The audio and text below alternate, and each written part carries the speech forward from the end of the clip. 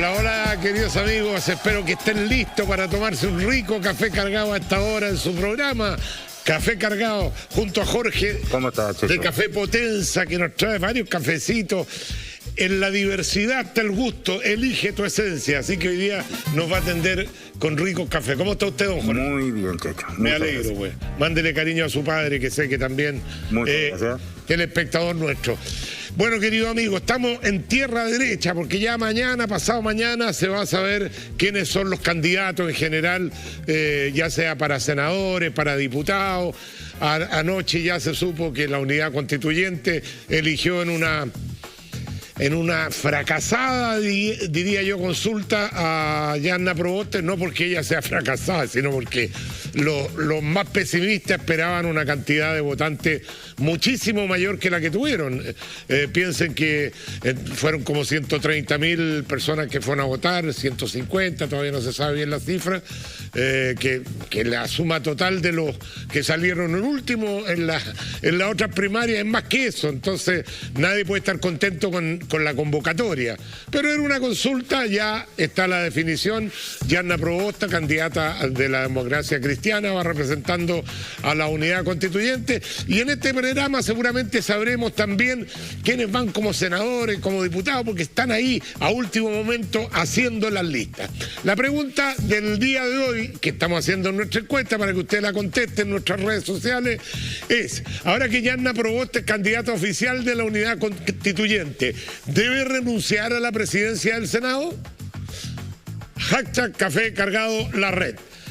Conteste la pregunta. Más o menos se supone que aparentemente ella tiene la intención de hacerlo, va a conversar con sus pares, así que ahí vamos a estar sabiendo el martes si esta encuesta presiona o no presiona a la decisión que tome la presidenta del Senado.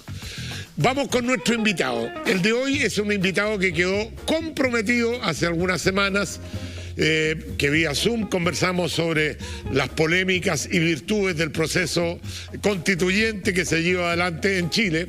Esta semana se puso en relevancia mediática debido a su voto en contra de la idea que buscaba poner fin a la regla de los 2/3 en la convención. Él tiene buenas razones y explicaciones para justificar su postura y esta noche las expondrá. Ex Partido Socialista y actual Frente Amplista, bienvenido a Café Cargado al constituyente académico de la Universidad de Chile, Fernando Atria. ¿Cómo está, Fernando? Hola, muy bien, muchas gracias. Nos saludamos tipo pandemia. Claro. Gracias por venir a nuestro programa. No, muchas gracias por la invitación. Nos cuesta traer gente del Frente Amplio, no, han venido algunos, pero de izquierda en general como que me tienen miedo, no ¿sí? soy tan malo. Bueno, vamos a ver. Vamos a ver, aquí vamos a ver. Oye, estamos escuchando, a ver si me suena un poquito la música. Mi idolatría, y después mi pasión. La consentía, la estamos tocando no es porque se venga septiembre, yo me imagino que ya sabes por qué la estamos Me tocando. imagino. Tu abuelo, Jaime Atria. Tío abuelo. ¿Ah? Tío abuelo es mío. Tío abuelo. Sí. Tío abuelo fue el que compuso La consentida, sí. La consentida. Ahora, tú, Fernando, has sido uno de los principales detractores de la Constitución del año 1980. Otra curiosidad que le quiero contar a los telespectadores, que eres el principal detractor, siempre he hablado que no te gusta esa Constitución. La Constitución que hizo Jaime Guzmán, un medio primo tuyo. Bueno, medio tío mío, sí. Medio tío Sí, tuyo, sí. porque las mamás son, la abuela son hermanas, como Son primas, claro. ¿Ah? Es un poco lejano, la verdad, pero sí, No es tan efectivamente. lejano. A ver, no es tan lejano. Las Yo vi abuelas la eran relación. primas. ¿Ah? Mi abuela era prima de su madre. Madre, tu abuela era prima hermana. prima. Era prima hermana la mamá. Y no Claro. es tan lejano. Así que otra curiosidad ahí, ¿eh? Bueno. Otra curiosidad para conversar. Te invito a tomar asiento para que Muchas gracias. conversemos. Fernando, te quiero contar que al principio del programa hacemos un juego. Un juego va a estresar un poquito al invitado que llega muy relajado. Y básicamente es que tienes que contestar dicotómicamente sí o no. Y no te preocupes porque después hay tiempo para explayarse. Ya. ¿Ah?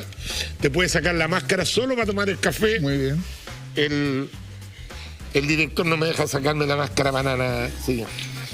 ¿Crees que una nueva constitución mejorará la convivencia en Chile, sí o no? Sí. ¿Tú crees que el proceso inicial la ha mejorado? ¿Tengo que responder sí o no también? No, yo creo que el proceso es parte de una crisis. Y entonces, claro, es un momento en que la convivencia se pone más en crisis. Más compleja. Sí, pero yo creo que el proceso constituyente la va a mejorar. ¿Recibiste presiones para votar en contra de la fórmula de los 2/3, sí o no? No. Ningún tipo. No, como que alguien me llamara, tienes que votar porque si no te voy a hacer algo de ese tipo. No, pero me imagino que conversan entre ustedes, ahí hay presiones. Oye, pero ¿cómo tú vayas a votar en favor de los 2/3? Bueno, hay gente que opina que claro, pero eso no es una presión, eso es una opinión y uno tomará las opiniones que recibe, ¿no? Ok. ¿Te parece justas las asignaciones definidas a los integrantes de la convención? Sí. A pesar de que para postular, ¿tú sabías cuánto iba a ganar y cuánto iba a tener de asignación? Que día antes de empezar casi a operar ya se hayan subido las asignaciones, ¿te parece bien?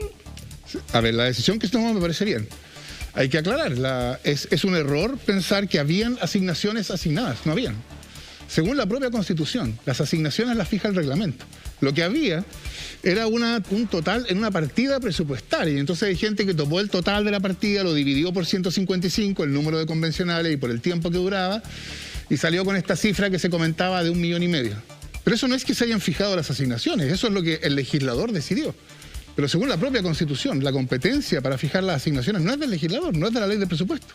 Yo estoy de acuerdo contigo. Entonces no había asignaciones. Es una falacia decir que se subieron el sueldo. Pero tampoco nos subimos las asignaciones. No, ya está bien. Por eso que te digo que es bueno aclararlo, sí. De repente uno se deja llevar por las emociones y, oye, se subieron, entonces... Sí.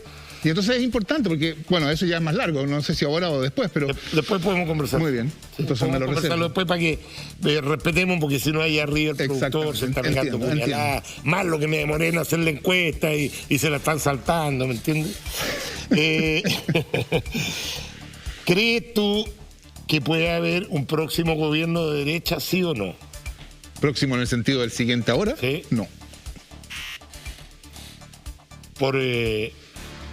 O sea, tú me estás preguntando por mi predicción de lo que yo creo que va a pasar. Eso. Sí, no de lo que tienen derecho a hacer, etcétera. No, lo que yo creo que va a pasar. Por supuesto. No, yo creo que no. ¿Y tiene derecho un gobierno de derecha? No tiene derecho cualquiera que saque la mayoría absoluta a ser presidente, evidentemente. Era obvio la respuesta. ¿Te gusta más el Estado plurinacional que República de Chile? No, yo creo que no hay ninguna razón por la cual no pueda haber una república plurinacional. O sea, república es una forma de Estado que no es incompatible con la plurinacionalidad. Son dos cosas distintas, creo yo. Pueden ir juntas. Sí. Y yo creo que toda la discusión que se armó a partir de una decisión que se tomó en la Comisión de Reglamento es totalmente exagerada, porque no se decidió negar la idea de república. Era una discusión sobre el nombre de la convención.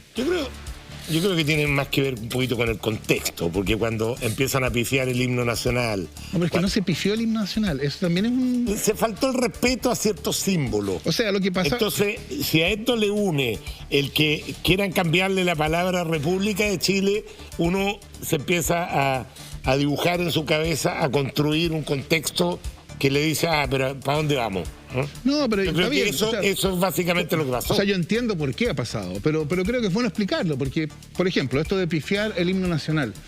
Había un momento en que había gente dentro de la convención, en la sesión inaugural, que por distintas razones que se conocen, creía que no era el momento de iniciarlo ahí, porque el argumento era, está habiendo represión afuera, no podemos comenzar la sesión de instalación mientras está habiendo represión. De hecho, lo que se hizo en definitiva fue que esas personas, que hubiera una delegación de convencionales que fueron a hablar con carabineros, con fuerzas especiales, y se solucionó eso y comenzamos.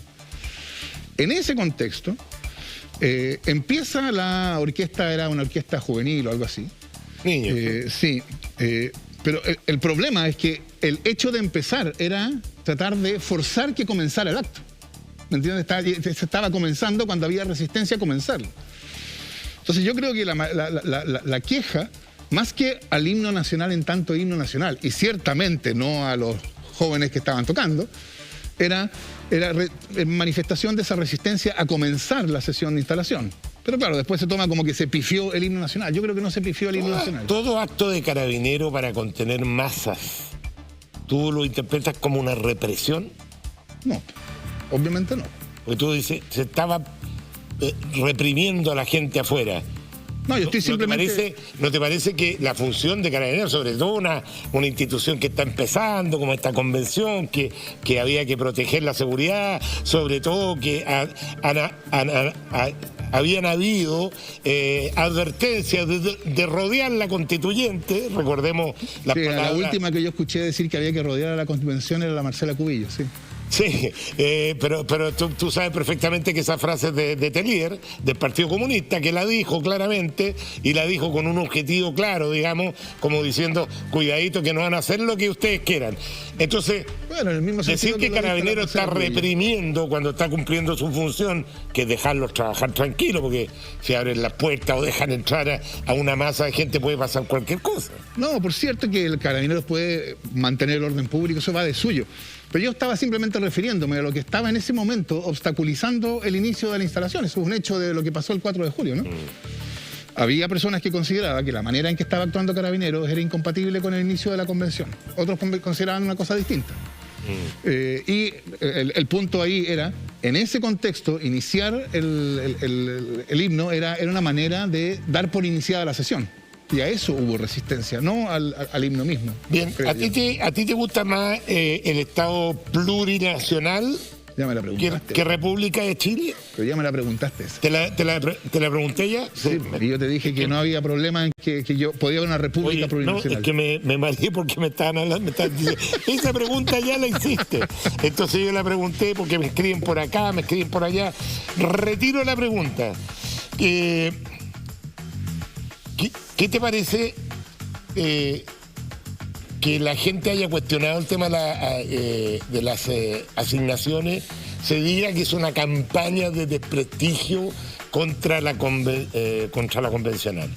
O sea, que se diga por personas que saben que no es así.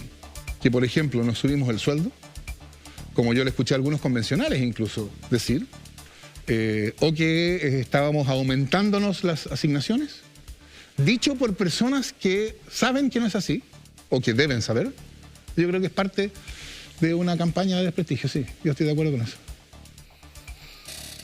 Pero, ¿a quién tú crees que la gente que votó el rechazo, entre los cuales me cuento, por cierto, pero no porque no quiera cambio, sino porque yo realmente no creo que en la situación que está viviendo el país esté el horno para bollo para ponerse de acuerdo, pero por razones distintas yo voté rechazo. ¿Tú crees que toda la gente que votó rechazo de alguna forma quiere desprestigiar para que fracase la... No, yo no creo que toda la gente. ¿Ah? No creo que todas las personas. Pero sí, tampoco no, quiero llegar a un tema de porcentaje, simplemente no, pero, de hecho, porque ya una vez que se aprobó, y se aprobó por amplia mayoría, que Chile quería otra constitución, yo creo que yo por lo menos ahora quiero que salga una buena constitución. Bueno, por eso te decía, cuando yo digo no todos los que votaron rechazo están apostando a que fracase, me refiero a eso, no me refiero a que hay uno o dos, por lo tanto no todos. No, me refiero a que yo creo que dentro de esa gente que votó rechazo, algunos, un sector significativo, de hecho parte importante, creo yo, o parte de la representación que tiene la derecha en la convención, llegan a la convención con ánimo de que salga una buena constitución porque se dan cuenta que después del 80% del plebiscito necesitamos una nueva constitución. Ellos podrán decir, no era el momento, va a salir una constitución que no era tan buena como la anterior, dirán ellos, etcétera. Pero en estas circunstancias Chile necesita tener una nueva constitución. Ahora, yo creo que hay otra parte de la... Estoy pensando sobre todo en la bancada de la derecha en la convención. Hay otra parte que no fue a la convención a eso. Yo creo que hay otra parte que apuesta a que la convención se vaya desprestigiando en el camino y que entonces haya una oportunidad en el plebiscito de salida de hacer campaña y votar por el rechazo, y de ese modo, creen ellos, yo creo que está totalmente en un juicio, le falta realidad, pero en fin, y de ese modo mantener la vigencia de la Constitución de 1980. ¿Y por qué dices tú que un juicio que le falta realidad? Lo que yo entendí es que se eligen a estos constituyentes para que le ofrezcan al país una constitución. Exacto. Si efectivamente con el plebiscito de salida hay un rechazo a esa nueva constitución, se continúa con la antigua constitución. Hay otros constituyentes que le han dado otra interpretación.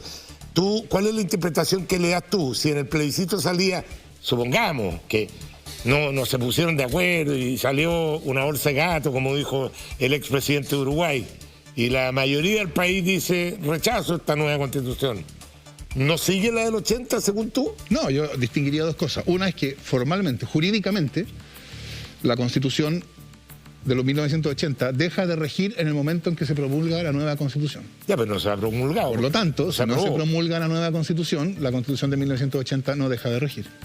En ese sentido, continúa su vigencia. Ahora, yo creo que después de que el pueblo ha dicho por 80% que quiere una nueva Constitución, eso cuenta como desahuciar la Constitución vigente. Entonces, yo creo que pensar, y este es el juicio de realidad que yo te decía, yo creo que pensar que si pasa eso, vamos a volver en paz y tranquilidad a vivir como vivíamos cuando este país era un oasis, según el presidente, bajo la Constitución de 1980, y que la Constitución de 1980 va a estar perfectamente legitimada ante todos y va a ser tranquilidad y paz en este país. Yo creo que eso es no entender el país. Pero desde el punto de vista... yo asumiría la Constitución desde el punto de vista académico, si a ti un alumno te levantara la mano en clase y te dijera que cuáles son las reglas del juego que se fijaron, si sale rechazo, ¿sigue la antigua constitución o hay que insistir y buscar otra nueva constitución? Solamente desde el punto de técnico, porque yo puedo compartir contigo que, que si sale rechazo, a lo mejor no vamos a volver antes del 18 de octubre porque la gente va a seguir nerviosa. Puedo compartir tu diagnóstico. Ahora te lo pregunto como académico, como especialista. Sí, yo ya te respondí. Yo creo que en sentido jurídico, la Constitución se deroga en el momento en que se promulga la nueva. Y si no hay promulgación de nueva... No se deroga. Estoy igual que tu hija, filmándote y haciéndote la misma pregunta que te hacía tu hija. Sí. Bien básico para que lo entendamos todos. Saludos para el Atriarcado y para Antonia. Muy simpática ella en todo caso, ¿eh? Muy simpática. Gracias. Se nota con su sonrisa que es muy simpática haciéndote la pregunta. Entonces, espérate, es que lo que yo creo que eso significaría es que eso, porque esa es una hipótesis de fracaso del proceso constituyente, ¿no?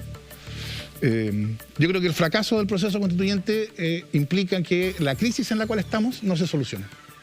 Y que no se solucione quiere decir que la crisis continúa. Porque lo que yo creo que pasó el 18 de octubre es que la forma política que teníamos se vino al suelo. Es decir, se acabó. Claro, la cuestión sigue por inercia. Entonces necesitamos con urgencia una forma política nueva. Y eso es lo que tiene que darnos la nueva Constitución. Mira, en economía le llaman error de tipo 2. Cuando uno toma soluciones a un problema equivocado.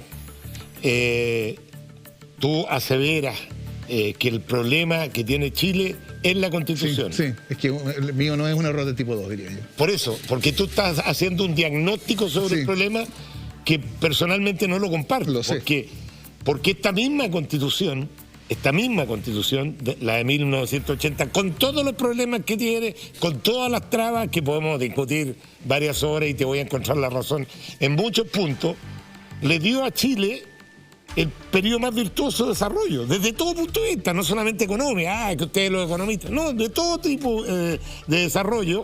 Todos los indicadores hablan de que bajo esta Constitución, en la historia de Chile nunca había tenido un nivel de desarrollo tan grande. Entonces, decir a priori... Perdón, ahora te doy la palabra, al tiro. Déjame terminar la idea porque estoy medio con Alzheimer, se me olvida la idea. Entonces, decir a priori que el problema de Chile es la Constitución me parece un poquito apresurado. Yo creo que hay que profundizar un poquito más cuáles son los problemas, porque la mayoría de los problemas que reclamaba la gente se arreglan con leyes, con reglamentos, con clases de ética, pero no veo que los problemas, no sé si en la Constitución podemos prohibir que el dueño de una clínica se ponga la tercera dosis. No sé si me entiendes. Bueno, yo no diría a priori que el problema es la Constitución. De hecho, yo diría a posteriori que el problema es la Constitución. O sea, yo creo que hay un argumento que hacer, por cierto, ¿no?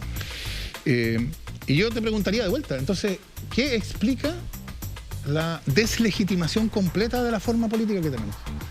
O sea, ¿cómo es que estos 30 años de tanta prosperidad terminan con la política que condujo esos 30 años por el suelo. ¿Qué lo explica? Es que yo te lo quiero contestar de otra forma, desde el punto de vista racional.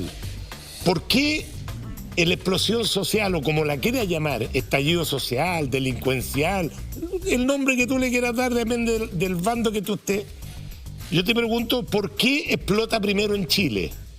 Si Chile tiene los mejores sueldos de Latinoamérica. Es que los sueldos en Chile son una porquería. Los mejores de Latinoamérica. Que las pensiones en Chile son lo más malas. Las mejores de Latinoamérica. Malas son. Bueno, pero eso hace más interesante la pregunta. ¿Por qué pasa en Chile? Por eso que te pregunto yo. Entonces, yo tengo todo el derecho de pensar que efectivamente esta semilla viene de afuera. Que hubo una conspiración. Los mensajes mandados por K-pop. Yo la verdad que mientras no tenga evidencia, no puedo decir, pero a mí no me vengan con que fue una casualidad que 70 estaciones del metro se quemaron simultáneamente. Es tan ridículo decir que hay una conspiración internacional como creer que fue una coincidencia. Pero no acabas de decir que fue una conspiración internacional. No estoy diciendo que fue una. Pero creo que estas cosas, estas psicologías de masa se manejan con ciertos gatillantes que perfectamente pueden haber sido impulsados también desde fuera. Pero no como una teoría conspirativa, sino que estaba el horno pabollo, se prendió el fosforito. ¿Y por qué estaba el horno pabollo entonces? Pero porque habían injusticias, porque habían abusos, porque habían desigualdades, porque habían malos tratos, porque habían cosas que arreglar. No existe en la sociedad. ¿Y por qué no se habían arreglado? ¿Por qué no se habían arreglado? Bueno, ¿Por qué llevamos tanto tiempo discutiendo sobre el reconocimiento del pueblo originario? ¿Por qué llevamos, llevamos 3 décadas discutiendo sobre reconocimiento y no se ha avanzado nada? ¿Por qué llevamos tanto tiempo discutiendo sobre el sistema de pensiones sin posibilidad de solucionarlo? ¿Por qué llevamos tanto tiempo discutiendo sobre salud, sobre educación, sobre refundación de Carabineros o una reforma significativa de Carabineros? Fíjate tú, es un sistema político que enfrentado a cuestiones de este tipo, que son variadas, ¿no? O sea, reconocimiento del pueblo indígena, derechos sociales, Carabineros, se ha mostrado ineficaz, o sea, incapaz de hacer las reformas que se necesitan. ¿Y eso por qué es? ¿Será porque justo tuvimos la mala suerte de que personas ineptas llegaron al Congreso? Yo creo que esa es una explicación demasiado superficial. Cuando pasa algo de esa profundidad y lleva a una crisis de esa envergadura, yo creo que decir, mire, esto es porque alguien desde afuera digitó algo o porque por una coincidencia, yo creo que no está a la altura del problema. Tú necesitas tener una explicación de qué está pasando en Chile que esté a la altura del problema. Y yo creo que esa explicación está en la Constitución. Sí, pero Fernando, tomemos un punto en particular. Tomemos las pensiones. ¿Cuánto tiempo lleva la reforma de pensiones durmiendo en el Congreso? Pero es que ese es el problema. ¿Por qué duerme en el Congreso? Exactamente. Te hago la misma pregunta. Pero mientras tanto, los que vociferan de que las pensiones son malas, qué sé yo, le dicen a la gente, saquen su 10%. Sabiendo que al sacar su 10%, las pensiones que ya son malas van a ser mucho más malas. No, pero a ver, espérate. Entonces es que, perdona que te diga, pero aquí es que hay una doble intencionalidad y no es teoría conspirativa. Pero acá se quiere atacar el corazón del modelo y quieren destruir. ¿Y quiénes son los que quieren destruir el corazón del modelo? Esa es la pregunta que tengo. Bueno, son quienes han sido críticos del modelo todo este tiempo, por supuesto. Quienes hemos sido críticos del modelo queremos cambiar el modelo, no cabe ninguna duda. Pero yo trataría de separar las cuestiones. Una pregunta es, ¿dónde está el origen de la crisis que vivimos? Otra pregunta es si se justifica o no se justifica retirar el 10%, etc. Pero yo creo que el origen de la crisis que vivimos está en la Constitución. Y está en la Constitución porque la Constitución creó un orden que era incapaz de procesar demandas de transformación. Para eso fue pensado. Y entonces, claro, durante 15 años, cuando no surgió una demanda suficientemente fuerte de transformación, las cosas funcionaron bien, porque no había una demanda de transformación. Pero desde que empezó a surgir, y yo pondría el inicio de esto, por supuesto, las fechas siempre uno podría encontrarlo un poco antes, un poco después. Yo pondría el inicio de esto cuando irrumpió un movimiento estudiantil, de nuevo secundario, de nuevo el 2006, ¿te acuerdas tú? Lo que la prensa llamó el movimiento pingüino. Los pingüinos. Que fue la primera vez que un movimiento social fue capaz de cambiar la agenda política.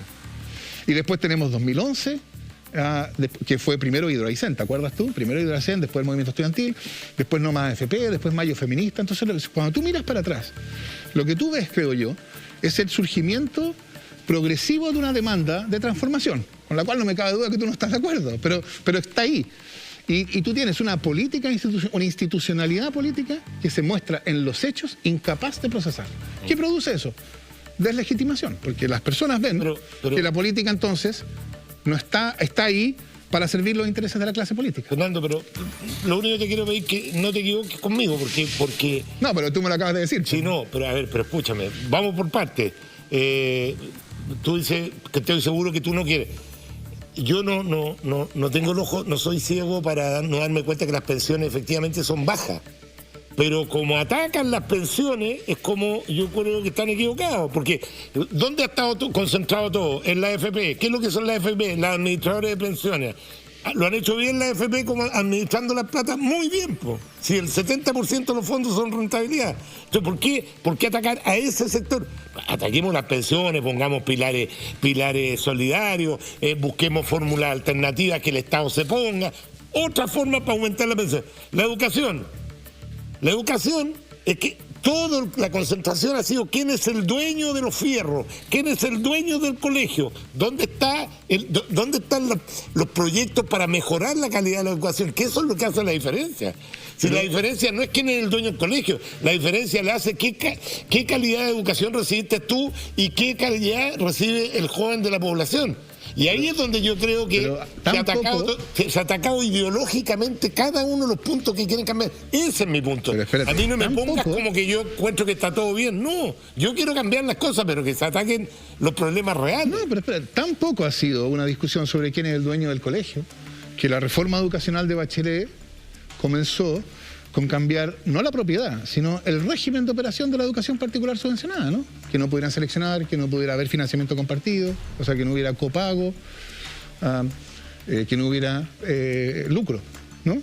Eso no cambia el hecho de que siguen siendo colegios particulares. Entonces la cuestión no era quién es el dueño, precisamente, era cuál es el régimen conforme al cual operan, porque hay una cuestión obvia de que fíjale tú un régimen a la educación y tú vas a tener un determinado resultado. Si tú tienes un sistema escolar que se basa genéricamente en selección y en copago, tú vas a tener un sistema segregado. Eso en particular, eso es como obvio, ¿no? Si tú el resultado de un sistema segregado te parece inconveniente, entonces tú, claro, o eliminas la educación particular subvencionada, que es lo que no se ha hecho y lo que no se ha sugerido hacer, o le cambias el régimen para quitarle esas características que implican un sistema segregado. Eso fue lo que se intentó hacer en educación. Precisamente no fue discutir sobre quién es el dueño de los colegios. Mira, yo creo que lo que primó más fue bajar de los patines a los que le estaba yendo mejor. En el caso más patético, el Instituto Nacional. El Instituto Nacional era el único colegio público totalmente, que efectivamente promovía el crecimiento social. De ahí salieron presidentes de la República, gente que venía de orígenes muy vulnerables, lograron llegar a los más altos élites del país. ¿Y qué es lo que hacen con el Instituto Nacional? En vez de crear más institutos nacionales o tratar de que todos los colegios se le parezcan, destruyen el colegio. ¿Pero cómo lo destruyen? Tú sabes cómo. No, pero es que yo creo que no hay ninguna conexión entre la reforma educacional y la destrucción del Instituto Nacional, ninguna. De hecho, las reglas en que consistió la reforma educacional empezaron a regir en Santiago, por ejemplo, en materia de selección, recién el año pasado. Hasta el año pasado, el régimen del Instituto Nacional era exactamente el mismo que había tenido siempre, no había cambiado. Entonces, los problemas que ocurren en ese establecimiento y en otros son manifestación de un problema general con la educación pública, porque eso sí ha estado pasando. La educación pública ha venido en decadencia en los últimos 30 años, porque eso es parte del modelo que existe hoy día. Entonces no tiene nada de raro que eso que perjudica a la educación pública termine también afectando a los liceos más destacados de la educación pública. Claro, se demora más, porque tiene una tradición que los empuja más, pero no tiene que ver con la reforma. Yo creo que es una reforma. A mí me gustaría debatirte mucho más, pero me retan. Deja hablar al invitado, porque yo no estoy acostumbrado a ser un entrevistador como los buenos periodistas que tenemos en Chile. Yo soy más un dialogante, pero bueno. O sea, puedo aprovecharme que tengo la mula de mi lado. Sí. La muela, ¿no? Tienes la muela de tu lado, sí, ¿no? Ahí arriba están todos contigo. Oye, mira, en el cuadradito que ustedes ven en su pantalla abajo, ustedes ponen el celular ahí y lo lleva a un WhatsApp. Nos pueden hacer una pregunta con un video a nuestros invitados, alguna opinión, lo que ustedes quieran. Participen con nosotros y también a través del Twitter, como este Twitter que nos llega y pregunta lo siguiente. A ver, Checho, pregúntale si tiene o no escrita la Constitución, porque hay un borrador circulando. 2 preguntas, ¿por qué eliminan en su borrador el Consejo de Defensa del Estado y COSENA? Gracias al inventor del día, porque esa es una cuestión que... ¿Es fake news o...? Totalmente.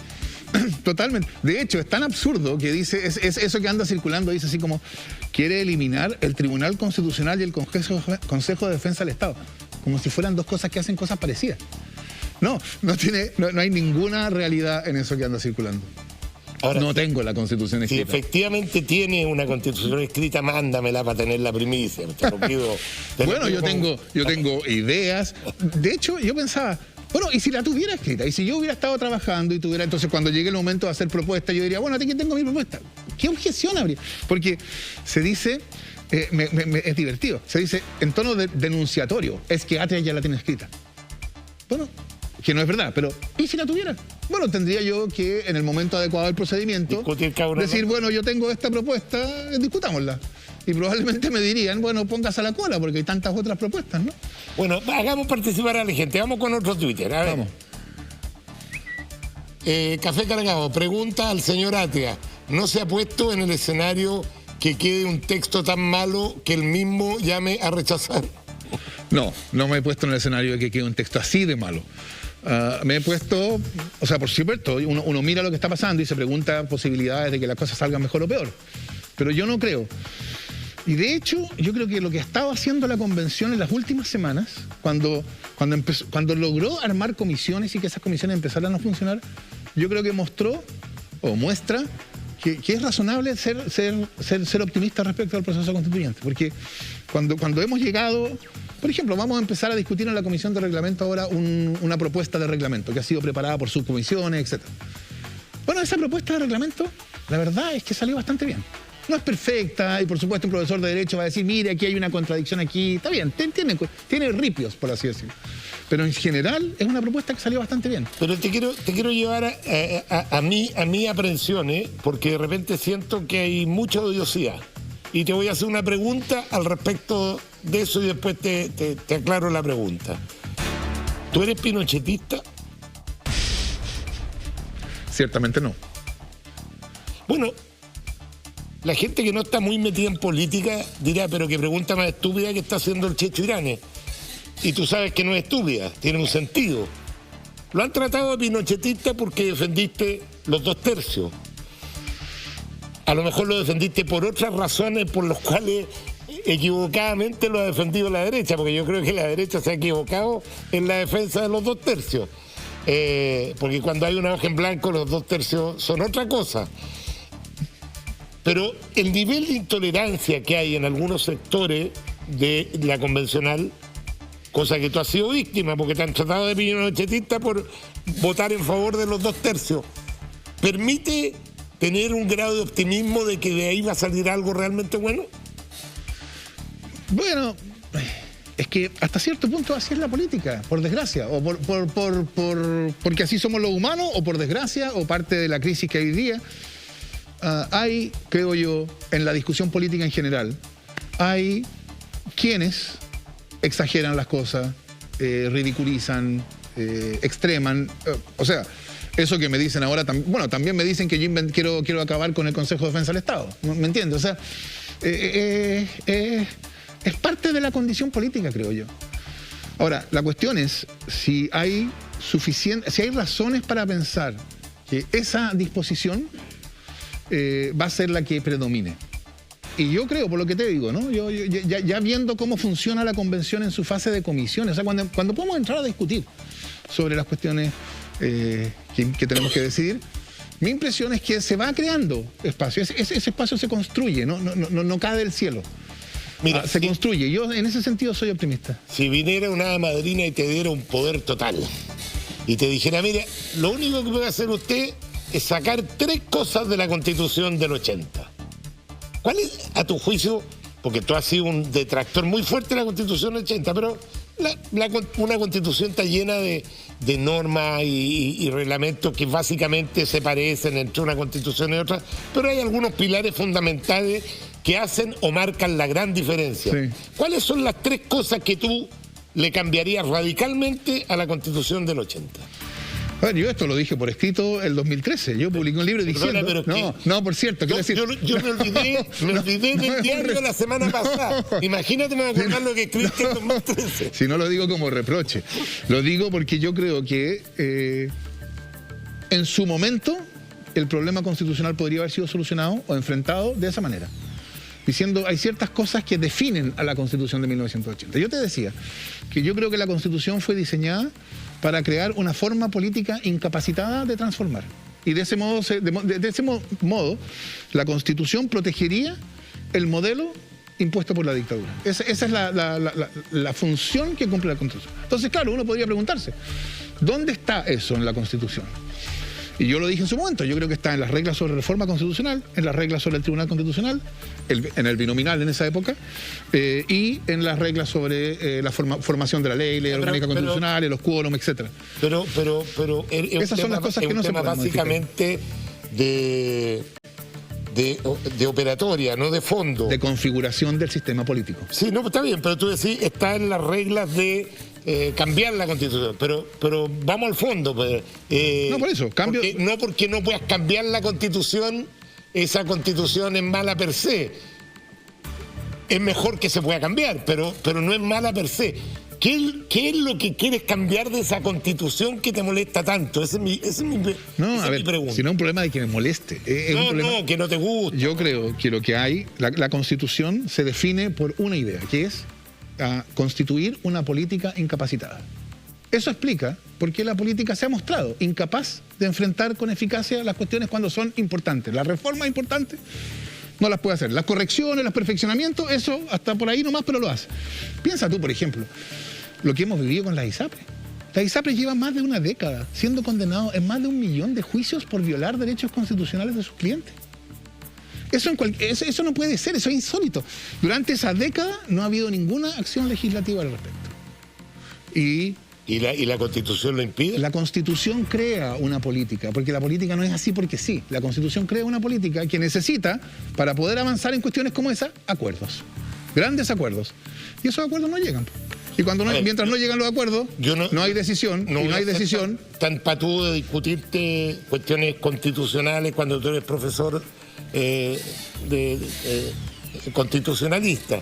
Pero yo creo que ahí ha faltado voluntad política y no tiene que ver con la Constitución. Pero es que esa es la cuestión. Yo creo eso tiene que ver con el lobby, eso tiene que ver con parlamentarios cooptados por empresas, eso tiene que ver, porque de otra forma no se entiende. Yo te pregunto a ti, ¿qué tiene que ver la Constitución con que en Chile hayan notarios nombrados a mano? ¿Por qué tenemos que hacer cola en las notarías? La Constitución no dice que tienen que haber notarios nombrados a mano. Te pregunto otra cosa. ¿Por qué tenemos que hacer cola para ir a la revisión técnica? Porque no hay 1000 garages que puedan hacer la revisión técnica. Eso se llama lobby, se llama... Sí. Bueno, pero ¿qué tiene que ver con la Constitución eso? Pero ¿cómo no va a tener que ver la Constitución, por ejemplo? No, eso tiene que ver con las leyes, Espera, ¿y de dónde salen las leyes? No, pero las leyes... ¿Cómo se hacen las leyes? La Constitución...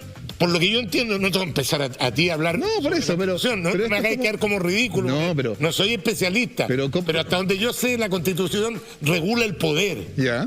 Y el poder se ejerza, por ejemplo, dictando leyes. Pero regula el poder de tal modo que un ciudadano común y corriente no sea pasado a llevar por el poder de turno. La Constitución, digamos que hace dos cosas. Limita el poder, pero antes de limitarlo, limitar el poder es la segunda cuestión que hace una Constitución. La primera cuestión que hace la Constitución es constituye el poder. ¿No? Por ejemplo, constituye el poder legislativo. ¿Cómo se hacen las leyes? ¿Cuáles son los procedimientos a través de los cuales se hacen las leyes? ¿Qué se necesita para poder hacer una ley? Y esta Constitución diseñó todo ese sistema, el sistema político en ese sentido, con la finalidad de que decisiones transformadoras no puedan ser tomadas. Y entonces configura un orden político débil. Débil para enfrentarse al lobby, débil para enfrentarse al interés económico, débil en general.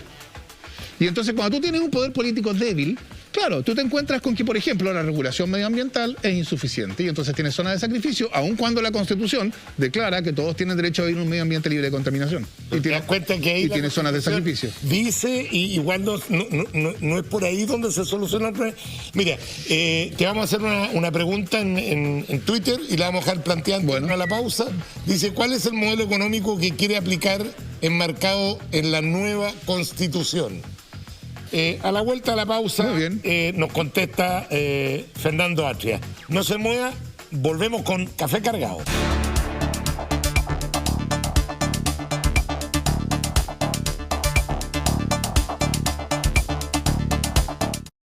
Estamos en Café Cargado. Estamos conversando con Fernando Atria, el constituyente, profesor universitario, profesor constitucionalista, y le habíamos dejado hecho una pregunta por Twitter. Vamos a revisar la pregunta nuevamente.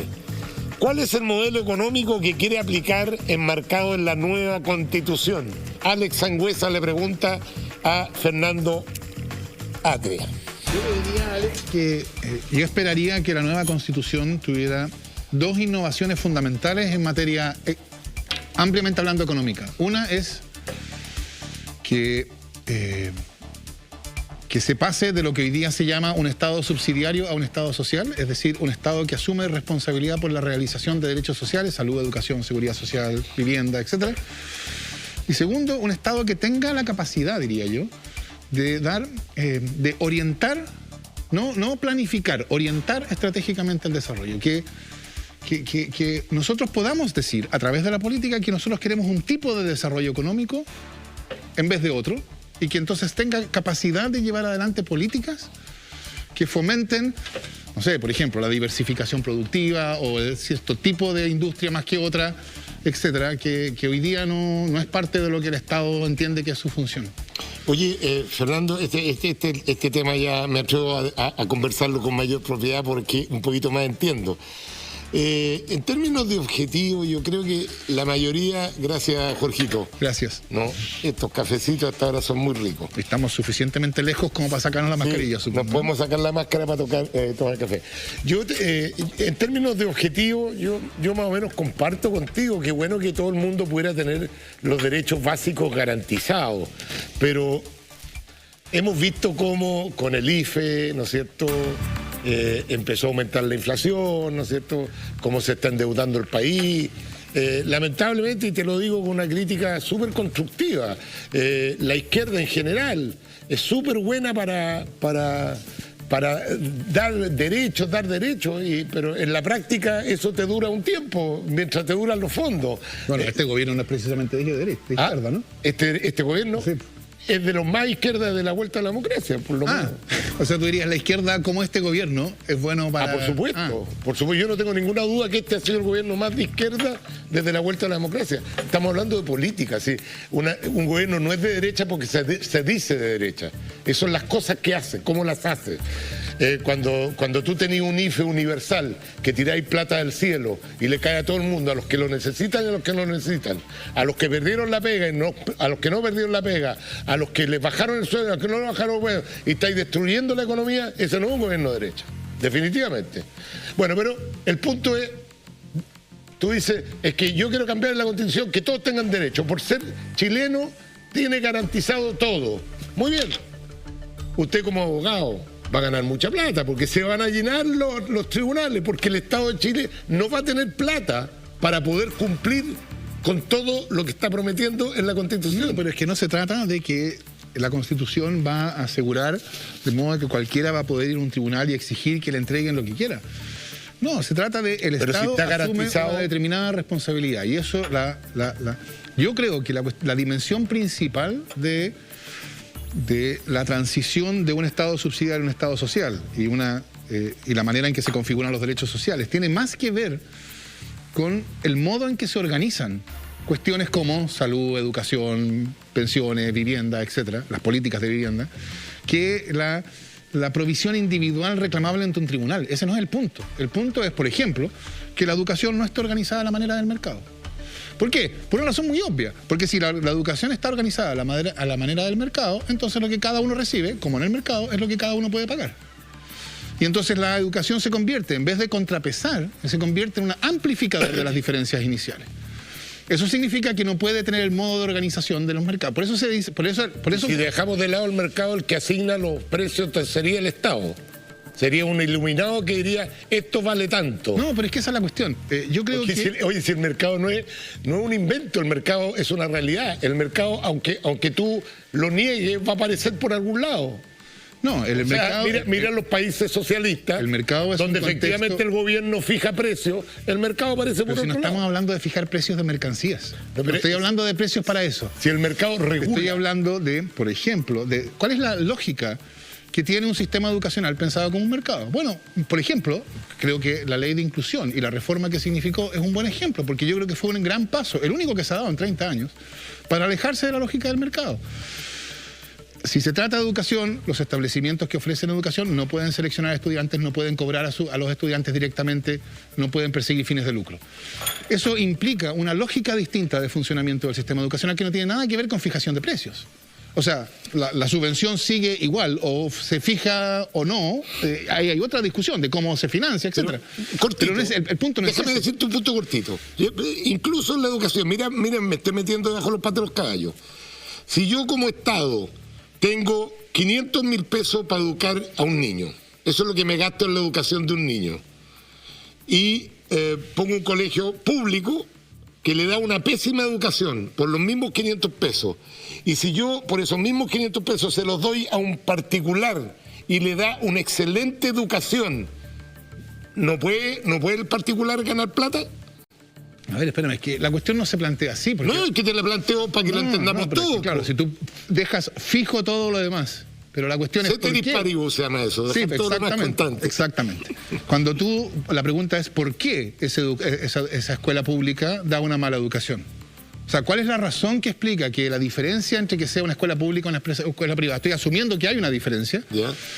¿Qué es lo que explica esa diferencia? Porque el problema, claro, es que esas escuelas privadas solo van a existir en los lugares donde hay iniciativa privada para eso. Entonces el Estado se tiene que hacer cargo. Entonces hay una pregunta por la centralidad y la importancia de la educación pública. Y porque la educación pública cumple una función, debería cumplir, porque no la cumple hoy día, debería cumplir una función de constituir, por así decirlo, una base ciudadana común a todos. No, sí, es que yo no estoy diciendo que no haya, porque van a haber lugares donde, pero es que no solo te interesa que haya, no va a entrar. No solo te interesa que haya, te interesa que no sea vista como una opción subsidiaria respecto de la educación particular. Que el sistema no esté pensado para que idealmente la iniciativa privada simplemente termine acabando con la educación pública, que es la lógica con la cual se pensó este sistema. Eso está dicho en su momento, ¿no? Entonces, ese es precisamente un cambio de óptica. Bueno, ya la gente quiere participar y yo me gustaría seguirte preguntando, pero la misma pregunta te la podría hacer para la salud. El Estado gasta en salud mucha plata en cada chileno y sin embargo los chilenos sienten que no le dan una buena salud en términos de que lo hacen esperar, le dan un maltrato, qué sé yo. ¿Qué pasaría si esa plata, el subsidio a la salud, en vez de dárselo a la oferta, se lo damos a la demanda? Bueno, veamos cómo funciona el sistema privado de salud que lleva todos estos años siendo condenado en tribunales. Y cada persona puede elegir donde quiera atenderse. Bueno, fíjate tú cómo funciona el sistema privado de salud. En el caso mío funciona fantástico. Bueno, o sea, yo gente feliz. A mí no me cambian de ISAPRE porque voy a atenderme y me sale bastante más barato que si tuviera que pagar directamente. Eso depende. Tú has ido a la Corte de Apelación una vez al año, ¿no? Oye, eso depende. Pero tú has demandado a tu ISAPRE, de cada caso, pero no nos entablemos. Pero contéstame. Un día nos vamos a tomar un café juntos porque tenemos mucho que conversar. Pero contéstame si has demandado a tu ISAPRE una vez al año. ¿Perdón? Contéstame si has demandado a tu ISAPRE una vez al año. Ah, no, si la tuviera que demandar, la demando todo. No, pero es que si te han subido el plan, como todas las ISAPRES lo hacen, sí, lo puedes evitar esa alza por un recurso de protección. ¿Lo has hecho? No. Ah, te lo han subido, ¿viste? No, pero es que no entiendo cuál es tu punto. Si tú me preguntas a mí, ¿qué prefieres? Es que veo a todos los políticos alegando contra la ISAPRE, contra el sistema privado de salud, pero cuando se le enferma un hijo lo llevan al sistema privado. Cuando tienen un hijo, la señora van a parir a la clínica. Pero veamos cuál es el punto de fondo. Si tú tienes un sistema privado para los que pueden pagar y público para los que no pueden pagar, entonces, ¿qué te indica el sentido común? que el sistema privado va a ser mejor. No, pues. Pero claro que sí. No, porque porque yo partí diciéndote, Fernando, es que hay una trampita. Yo partí diciéndote que el sector público gasta en cada ciudadano lo mismo que gasta el ciudadano en el sector privado. Si es cuestión, oye, veamos los números, cuando quiera nos sentamos. ¿No? Yo tengo hecho el estudio. O sea, el Estado gasta en lo que usted, señor, usted que va al hospital, gasta lo mismo de lo que yo gasto cuando voy a la clínica privada. Sin embargo... Pero hay un montón de otras cuestiones, no cualquier persona. O sea, las ISAPRES pueden decidir, o tú tienes pacientes cautivos, por ejemplo, llega un momento en que tú ya no te puedes cambiar de ISAPRE. Bueno, pues ya si empezaste que estamos hablando de los recursos al empleado. Y si tú tenías, y hasta hace poco tiempo, si tú tenías preexistencias, no podías entrar al sistema. Entonces, evidentemente... Esas cosas hay que cambiar. Bueno, evidentemente... Hagámosle caso a la gente que están mandando videos. Vamos a ver qué te pregunta la gente en video. Hola, profe. ¿Han pensado en un sistema de pensiones garantizado para los niños que son huérfanos y que hoy en día no se les garantiza una pensión básica que satisfaga sus necesidades económicas, de salud, de educación por parte del Estado? Bueno, yo supongo que asumiría que un sistema de seguridad social tiene que ser pensado con lógica de seguridad social. Yo creo que una de las cosas que tiene el sistema que tenemos hoy día es que no está pensado, no está concebido con lógica de seguridad social. Entonces tiene una serie de, por así decirlo, consecuencias que no fueron explícitamente deseadas, pero son consecuencias de la lógica con que funciona el sistema. Uno, el caso que mencionaba, no decía su nombre, la persona que preguntaba, pero uno es ese problema, claro. Otro es el problema que pasa con las mujeres que son dueñas de casa y que no trabaja el marido, pero ¿cuál es la situación de ellas? ¿No?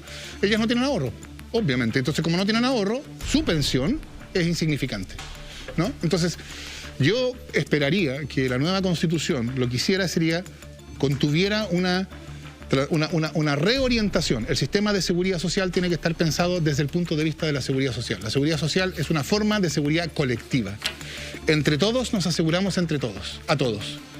En vez de cada uno se asegura a sí mismo con la capacidad de ahorro que tenga.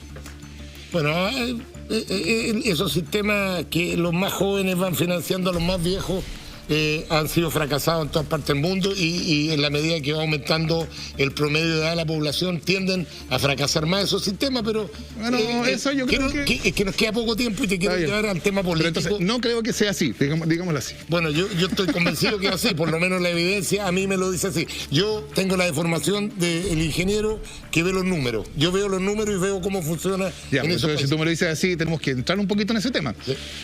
¿Qué quiere decir que estén fracasados?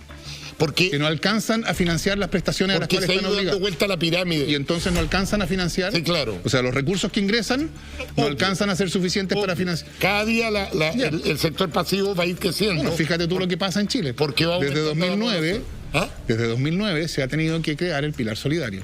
¿Sí? ¿Qué significa el pilar solidario?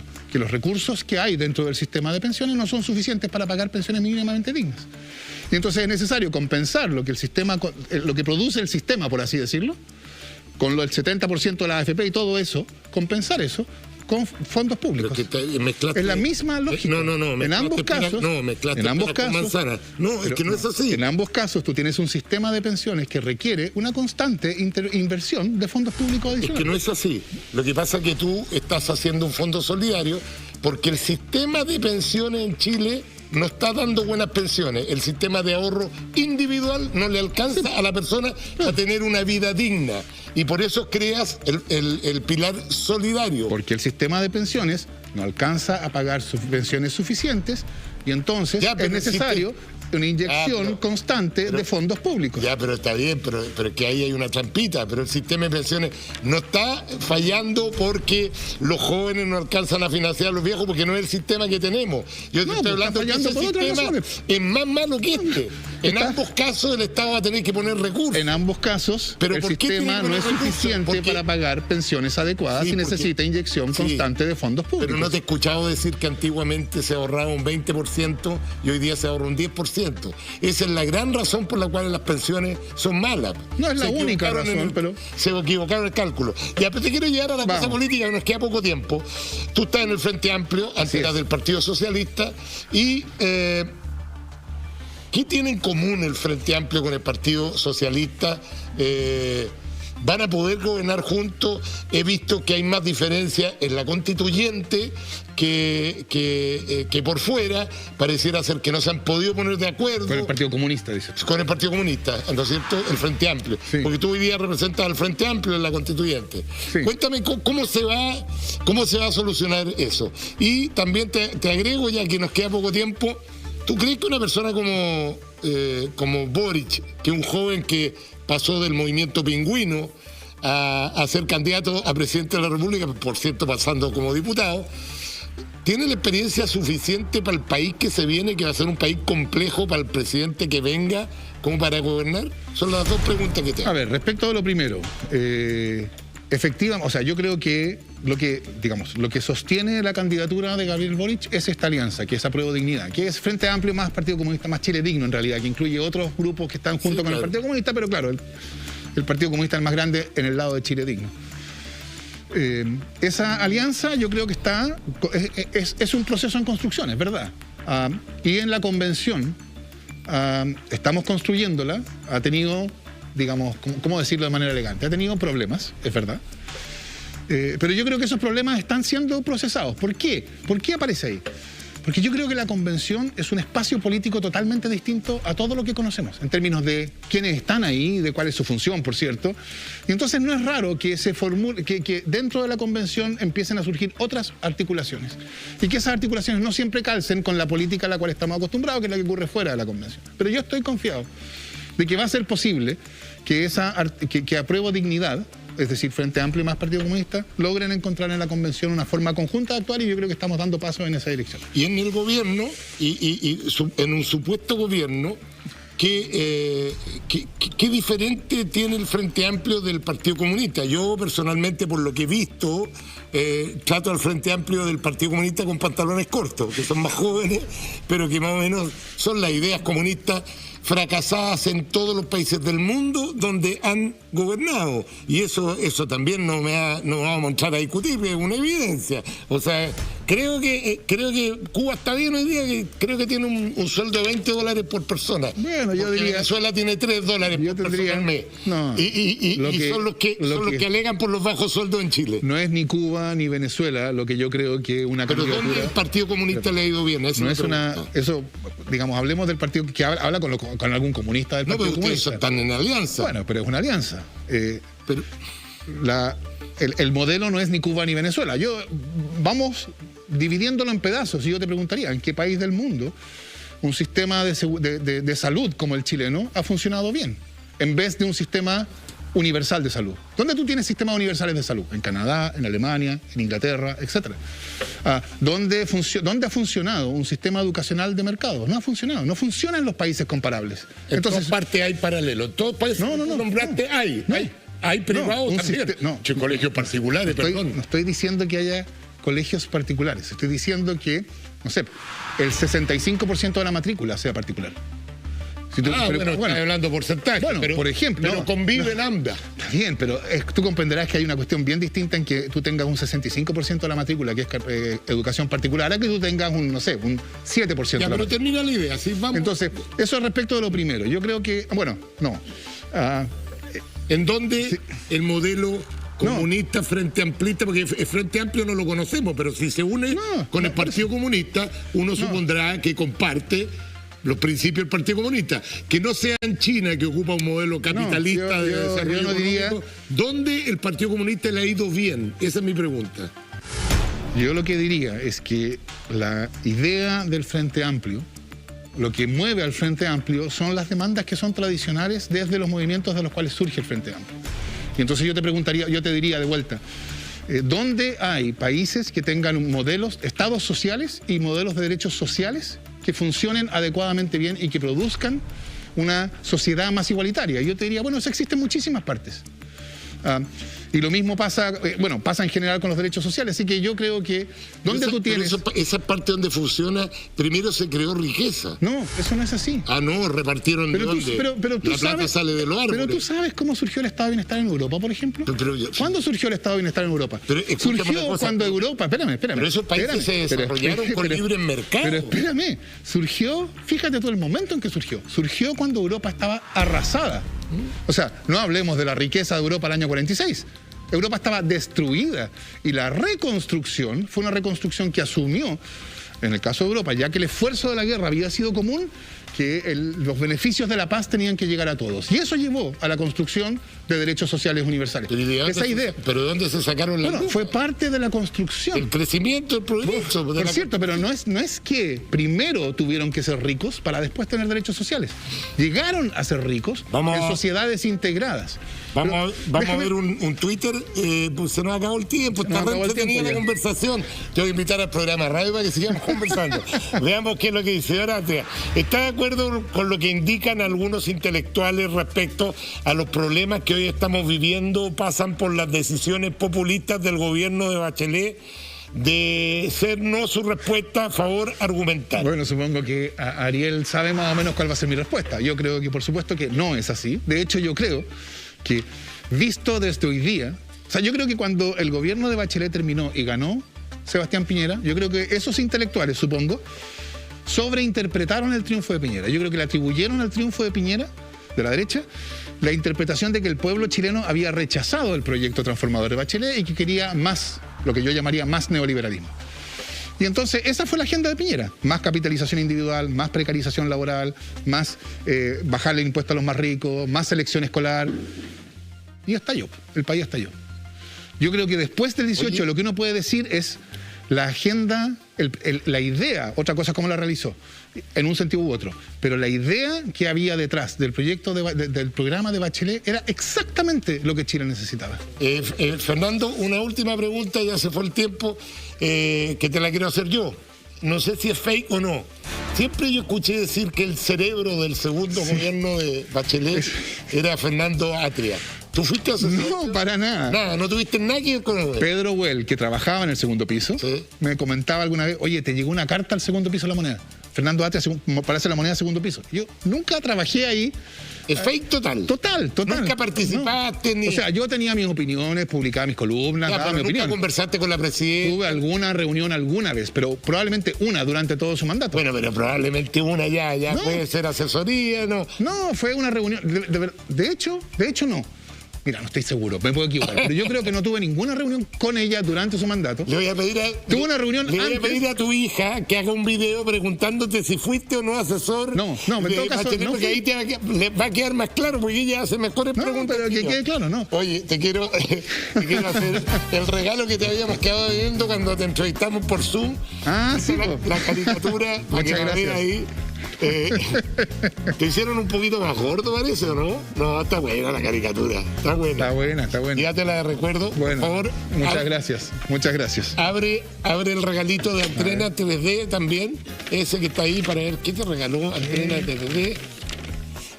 Mira. Esto es una crema de... Tengo un problema de largo de brazos.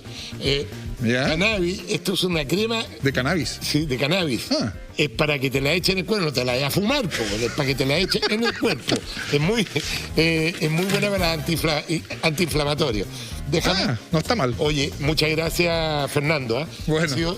Gracias a ti. Un placer conversar contigo. Un gusto. Aunque pensaban muchas cosas distintas. Pero eso no es razón para no conversar. Estamos invitando a conversar. Siente el cuello, hombros o espalda con tensión muscular al realizar deporte, queda con alguna molestia en piernas, espalda o brazo.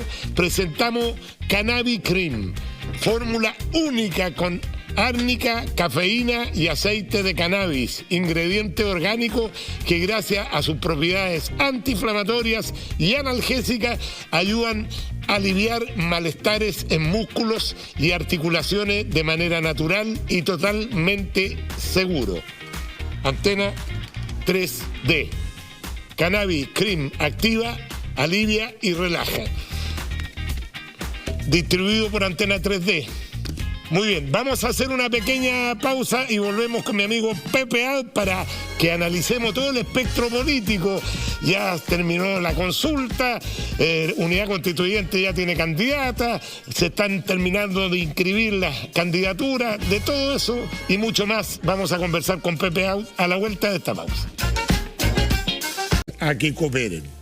Nuestro siguiente invitado es panelista de hace varios años ya en mi programa de radio Conectado, en Radio Agricultura, un político al cual le tengo un gran respeto, mucho cariño también, ya que me ha hecho pagar varias apuestas y me ha pagado otras tantas, ya que su expertise está en el análisis político y las predicciones en materia de elecciones.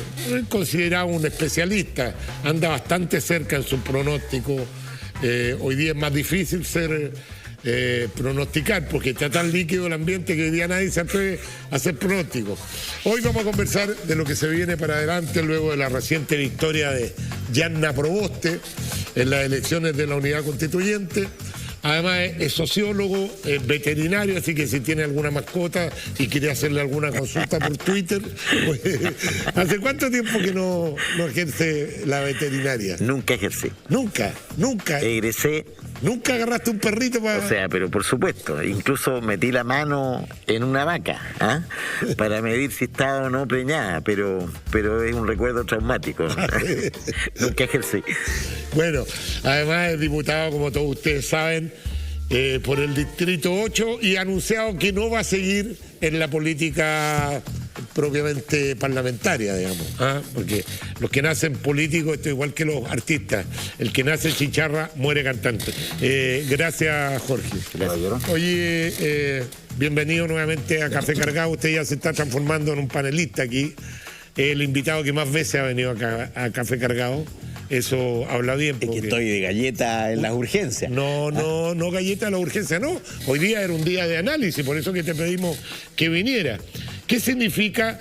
Te anduviste equivocando conmigo en el número de personas que iban a votar. Yo dije que iban a ser menos, tú pensaste que podían ser un poquito más, no mucho más. Tú hablaste entre 200.000 y 300.000, pero fue muy baja la participación, ¿o no? Sí, pero es comparable con, piensa tú, la participación de instancias organizadas por los propios partidos.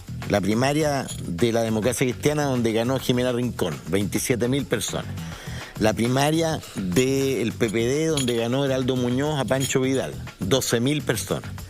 La interna para la primaria que hizo la Lista del Pueblo, con quien juntaba más patrocinios, 3.500 personas. La elección electrónica que hizo el Partido de la Gente para elegir a Parisi, 9.000 personas. Que se hayan movilizado 150.000 personas en un día sábado y con las condiciones climáticas que hubo y con la organización previa de solo 3 semanas, muestra que esa coalición, o al menos los partidos de esa coalición, están vivos. Y en verdad, la pregunta real era, ¿serán capaces de organizar una primaria sin recursos, sin locales, es decir, sin CERVEL, como las que hicimos en los años 90? O sea, el 93 hicimos una con 430.000 personas, el 99 una maravillosa. Pero todo, atendiendo tus razones, nunca he conocido un político que Checho, después de una elección no diga que ganaron. Lee, toda la prensa decía que si participaban, que podían llegar a participar menos de 100.000 personas y que eso habría sido... Yo escuché a varios del sector que decían que podían hacer incluso 2 millones de personas, cosa que yo nunca creí. Hubo gente que lo dijo. Lo dijo... Ahora, bueno, pero ya, independientemente que atendiendo las razones yo creo que no es comparable con la primaria. Si ellos, mira, Unidad Constituyente se autoinfligió un daño irreparable al no ir a la primaria legal. Esto salva los muebles, por supuesto. Es mucho mejor que elegir el candidato entre 4 paredes en una negociación. Finalmente las bases de esos partidos terminan eligiendo una candidata, felizmente con un resultado amplio, porque si hubiera sido un resultado estrecho y con contestación del resultado, imagínate, había ese riesgo. Pero Yarna Proboste se catapultó con los mínimos comunes, cuando como presidenta del Senado nadie quería hablar con el gobierno, ella estuvo dispuesta y hablaron de los mínimos comunes, como que empezó a subir rápidamente en las encuestas. En el último tiempo ha ido bajando bastante en las encuestas, ya no es la Yarna Proboste que todos creen, esta es la candidata. ¿Qué sensación te queda a ti como miembro de ese conglomerado, a pesar de que tú eres independiente, ya no pertenece? Pero me identifico, por supuesto, con la centroizquierda. Te identificas con ese conglomerado más que con el Frente Amplio y con el Partido Comunista, que serían los otros de izquierda. O sea, tú siempre has pertenecido a ese sector. ¿Qué sensación te quedó después de que crees que esto la vuelve a poner en un primer plano? No, mira, carrera? yo sinceramente pienso que la disputa está abierta. Y quienes están hoy día en las primeras posiciones no estuvieron en las primeras posiciones hace 2 meses y nada garantiza que estén en las posiciones de avanzada en 2 meses más. El escenario está extremadamente líquido. ¿Qué tal líquido? Que se haya elegido una candidatura de ese espacio político en una primaria con 150.000 personas, con un triunfo amplio, la pone, por supuesto, en la pelea. Pero no garantiza que entre a la pelea. No sabemos todavía, yo creo que lo vamos a saber recién después del 18, después de los primeros despegues, porque desde mañana hasta el 18 de septiembre se juega el posicionamiento inicial. Y ahí vamos a saber los que verdaderamente entraron en la pelea o no. Pueden ser 2, pueden ser 3 o pueden ser 4. Mi apuesta es que por primera vez desde el 70...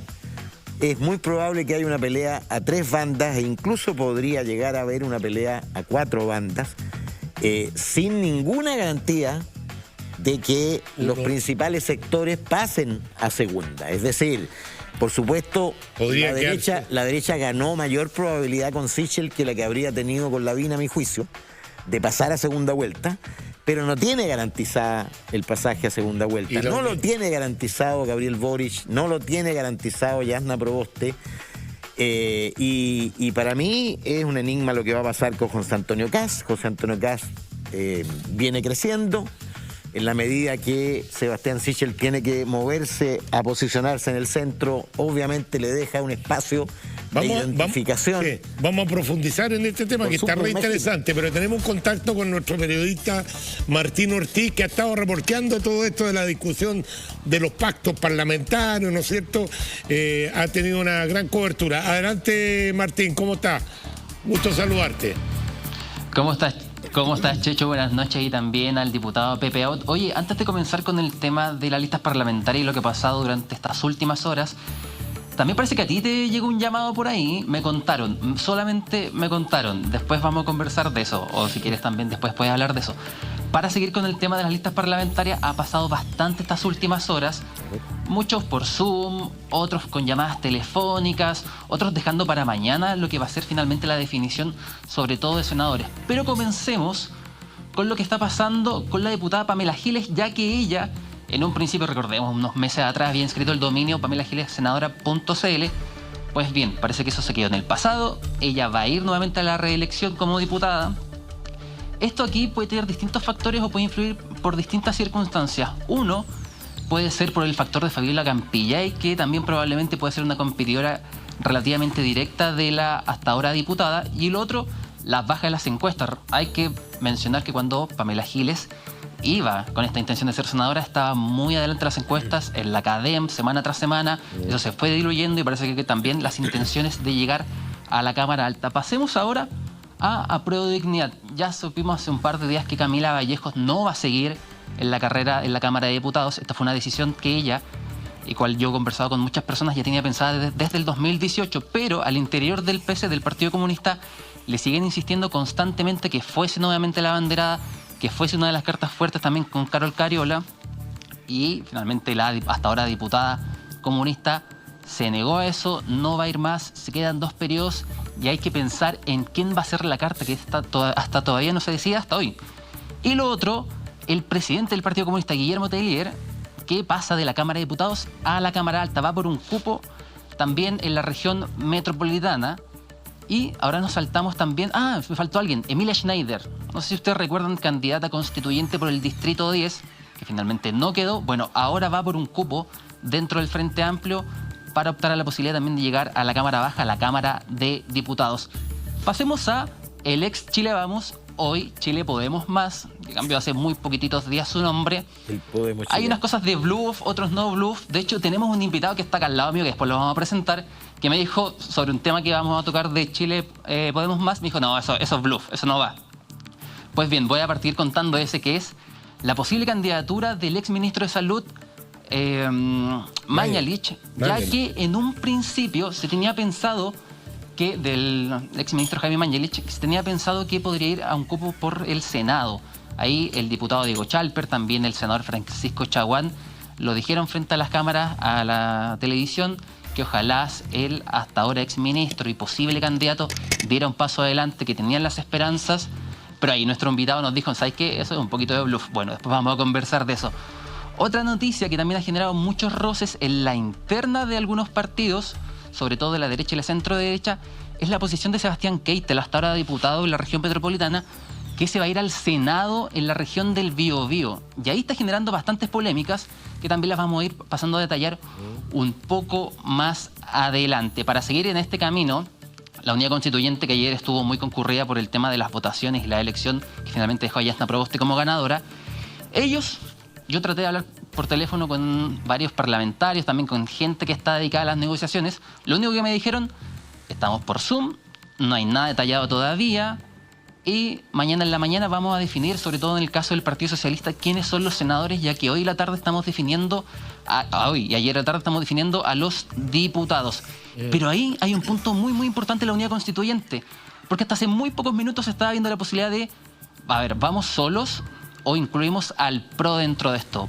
Pues bien, una información que les voy a dar en unos segundos más adelante haría entender que esto no sería así, que el PRO iría por su camino y el resto de la Unidad Constituyente también tomaría su recta propia.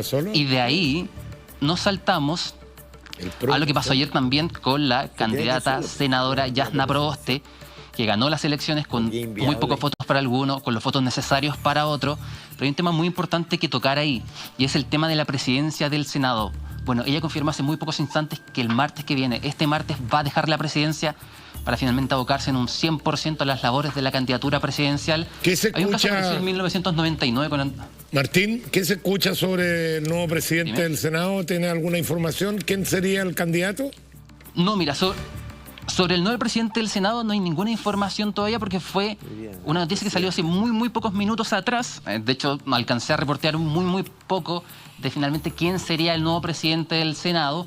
Así que esa información hasta ahora está en paños fríos, no se sabe. A ver, veamos durante si las Pepe próximas tiene horas, alguna quizás. información adicional. Veamos, Pepe, ¿tú tienes alguna información? ¿Respecto de qué? ¿Que se esté barajando algún nombre para la presidencia del Senado?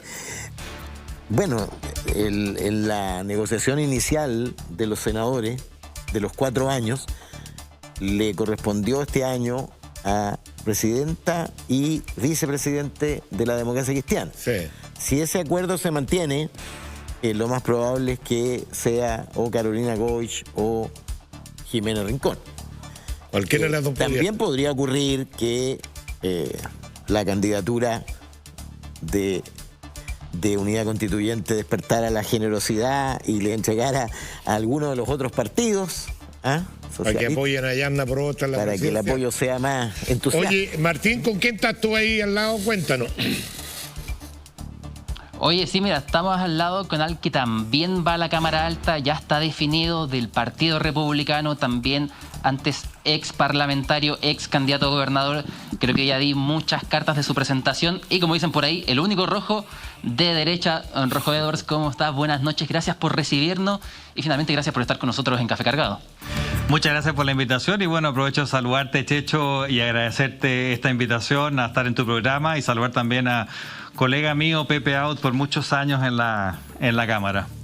¿Cómo estáis, Rojo? Bien.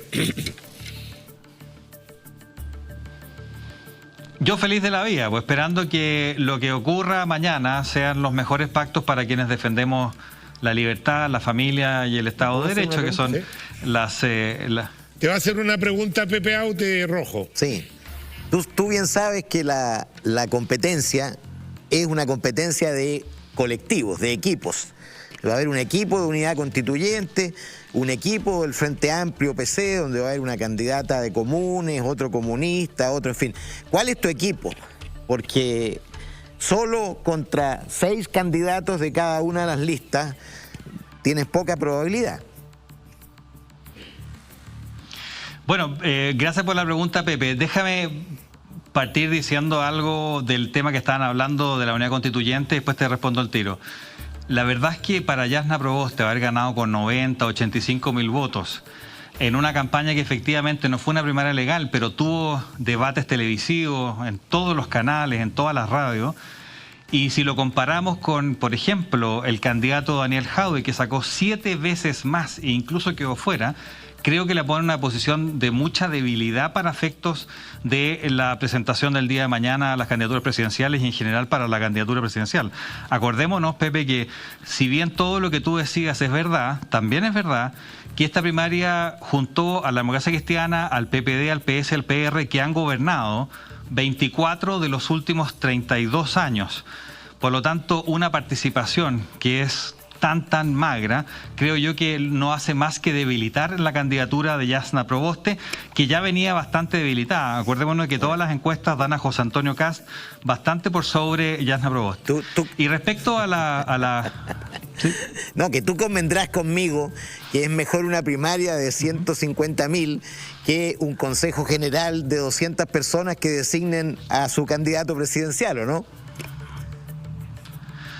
Por supuesto que sí, Pepe, pero yo creo que ahí tu corazón del sector te hace ser muy positivo respecto a lo que ocurrió. Pero más allá de eso, respecto a las listas parlamentarias, efectivamente, estos son competencias de equipo.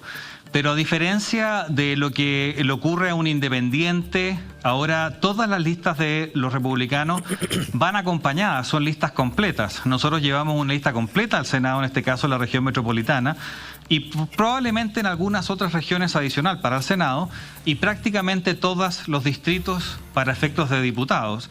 Y además tenemos una candidatura presidencial que va en alza, como la candidatura de José Antonio Kast, a quien, dicho sea paso, le deseo una vuelta tranquila desde Temuco, porque ustedes saben que quedaron parados en el aeropuerto porque habían unos señores, unos violentistas quemando cosas fuera del aeropuerto y no pudieron despegar aviones por mucho tiempo. Yo espero que ya haya podido aterrizar él y toda la gente que venía en esos aviones. Pero creo que la situación, Pepe, es distinta a la que se vivía o se respiraba hace 4 años atrás con candidaturas independientes o los mismos republicanos. Y la otra cosa que es importante, y esto es una pregunta para ti, Pepe, es que la división de la izquierda, considerando que va a haber una lista probablemente humanista, Frente Amplio y Partido Comunista, una lista probablemente del PRO, Unidad Constituyente, quizás candidatos saltados de la lista del pueblo, implica que la izquierda va tremendamente dividida y eso podría ser algo que favorezca a nuestro sector, a pesar que obviamente tú me vas a decir que no fue así, no fue el caso en la convención, pero sí puede favorecer al sector. Rojo, Pepe, queda planteada la pregunta, te vamos a molestar un ratito, Rojo, que te quedes con nosotros, vamos a hacer la pausa de esta hora que necesitamos hacerla y a la vuelta te responde Pepe Out. Muy bien, ya estamos de vuelta con su programa Café Cargado, queridos amigos. Habíamos dejado se nos ha ido el tiempo volando, habíamos dejado hecho una pregunta del Rojo Edwards, que está en línea con nosotros, con nuestro periodista Martín Ortiz, a Pepe Out. Esto de tantos partidos, tantos candidatos, exacto, la fragmentación, te pregunto. Lo que planteaba Rojo es que hoy día ellos enfrentarían a una situación más favorable porque la izquierda estaría dividida en varias listas. La verdad es que en la elección pasada hubo una lista del Frente Amplio, una lista de la Nueva Mayoría y una lista de la Democracia Cristiana. 3 listas principales. Además, por supuesto, de listas marginales. Y la derecha tenía una sola lista. Y entonces, con solo 38% de los votos, obtuvo el 46%, casi la mitad, de la Cámara de Diputados. Hoy día está lejos de ese 38% y tiene 2 listas parlamentarias, una del nuevo Podemos, el Podemos chileno, y otra la que encabeza en la región metropolitana el Rojo Edwards. En consecuencia, es muy difícil, a mi juicio, que alcance la derecha la performance de la elección anterior. Por supuesto, lo favorece la dispersión, pero ellos también hoy día van a tener dispersión que hace muchísimos años que no la tenían. Rojo, lamentablemente se nos fue el tiempo, 30 segundos para despedirte y que hagan los comentarios finales. Bueno, decirle a todos los que nos están escuchando, Checho, agradecerte y decirles que la lista de José Antonio Kast de los republicanos es la única lista desde el centro hacia la derecha, ya que el candidato Sichel está representando al centro, no tiene raíces en otro sector. Y por lo tanto, las listas parlamentarias que acompañamos a José Antonio Kast creemos que tenemos una muy buena chance de agrupar a una mayoría social o una minoría, pero minoría importante, para efectos de tener parlamentarios electos en todos los lugares. Pero lo más importante en esto es que nosotros los republicanos queremos defender las ideas que siempre han sido nuestras. La defensa de la libertad, reducir el tamaño del Estado, ayudar a la gente, pero reduciendo el gasto político, reduciendo el gasto innecesario. Defender a la familia, defender el Estado de Derecho, a las víctimas de la delincuencia, al narcotráfico, a las víctimas del terrorismo. Esas ideas son las que nosotros queremos encarnar y por eso es que hemos presentado estas listas parlamentarias de las cuales le hemos comentado. Muchas gracias, Rojo Edwards. Martín Ortiz, muy buena nota, muchas gracias, Martín. Usted sabe que los minutos en televisión pasan volando, tenemos que seguir. Así que gracias por tu informe. Estaremos atentos a esta que va a ser una semana de muchas definiciones. Muchas gracias. Buenas noches, Checho, que estén bien. Gracias. Ahí está, Martín Ortiz, nuestro periodista. Vamos con este periodista que tenemos acá, este veterinario que mide bien. ¿Cuántos candidatos a presidente vamos a tener? Conversamos fuera de pantalla, Pepe, que la verdad que hacer pronóstico hoy día está re complejo el tema porque está muy líquido, aunque es un término medio pituco, pero es verdad. Casi gaseoso, diría yo, a esta altura. Casi gaseoso. Casi gaseoso. Sí. Pero mira, ya tenemos resuelto 2 candidaturas que ya están inscritas porque ganaron la primaria y pasaron directamente a inscribirse, que son la de Gabriel Boric. Meo acaba de confirmar. Yo sé, la de Gabriel Boric y de Sebastián Sichel. Luego, José Antonio Kast ya fue proclamado y va a ser inscrito. Yasna Proboste ganó su consulta y va a ser inscrita el día de mañana. Ahí van 4. Luego tienes a Franco Parisi, que fue proclamado por su partido en una consulta virtual donde participaron 9.000 personas. Ahí tienes 5 ya inscritos. Luego, Marco Enríquez Ominami ha anunciado que se va a inscribir, tiene partido para hacerlo, no hay duda respecto de eso, pero el CERVEL lo va a objetar porque no está inscrito con derecho a voto en el padrón y él va a ir al Tricel. Y el Tricel puede darle la razón porque el Tribunal Constitucional, en el caso de su colaborador Warner, dijo que estar procesado y no condenado no debiera significar perder el derecho político. Pero agrégale, el doctor Fail, que está ahí corriendo para conseguir que su partido recabe las firmas necesarias. Eduardo Artés, que está ahí, lo mismo, le faltaban 2.000 firmas, puede llenarlas hasta mañana a la medianoche para lograr inscribirse como lo hizo la vez anterior. Y luego tienes 31 independientes que están buscando firmas y que podrían, 31 personas que están buscando firmas, por supuesto no las van a conseguir, va a haber probablemente 1 o 2. Está Diego Ancalao, que además recibió el apoyo de la Lista del Pueblo en esa especie de comedia de equivocaciones que tuvo la Lista del Pueblo para elegir a su candidato, pero al final le faltan firmas todavía. Si alcanza hasta mañana a medianoche, le faltaban creo 3.000, 4.000 firmas. Luego podrías agregar a muchísimos otros, pero yo creo que tienen pocas opciones de juntar las firmas. Cristian Cuevas empezó muy tarde, es difícil que las consiga, pero si las consigue, yo creo que tiene más respaldo potencial que otros que pueden conseguir la firma. ¿El de Felicia y Forrado va también? Gino Lorenzini, que está buscando firmas, no tiene ninguna posibilidad de ser candidato a mi juicio, porque está buscando firmas como independiente y resulta que es militante del Partido de la Gente, que ya proclamó a Franco Parisi como su candidato. Entonces se va a inscribir, pero el CERVEL lo va a objetar. Pepe, ¿nos estamos transformando en un país medio bananero? por la cantidad de candidatos, porque esto era típico de estos países. ¿Tú sabes cuántos candidatos se presentan en Estados Unidos? Sí, pero muchísimos, pero obviamente pero ahí los que definen son los dos grandes. Bueno, esto va a representar un problema para los canales de televisión. Sí, claro. Porque si hay 10 candidatos, ya lo fue, pero si hay 10 candidatos, ¿tiene sentido hacer un debate con 10 candidatos o tiene sentido, como se hace en Estados Unidos, que el canal hace una encuesta y separa en el grupo de los que están en la pelea y luego hace otro programa con el resto? Es muy posible que se tenga que ocurrir eso. Pero claro, la franja, por ejemplo, la franja televisiva es igualitaria. Se distribuye el tiempo entre 10 candidatos y son 10 candidatos. Es decir, 1 minuto y medio cada uno. Mi querido Pepe, ¿qué me va a dar? Muchas gracias. Antena 3, ahí, Antena 3, saca el regalito de Antena 3 porque te lo quiero mostrar. Antena 3D, que todavía no lo sé decir bien. Esa es una crema Cannabis Cream, es para los dolores. Usted que todavía quiere jugar al fútbol. Después de los partidos. Que todavía se cree joven. Esta crema le va a venir muy bien, por supuesto. Café Potenza también te entrega su regalito. Ya Caricatura se la entregamos en otra oportunidad. Muchas gracias, Pepe, por acompañarnos una vez más. Gracias a ti, chao. Bueno, siente el cuello, hombro o espaldas con tensión muscular al realizar deporte, queda con alguna molestia en pierna, espalda o brazo.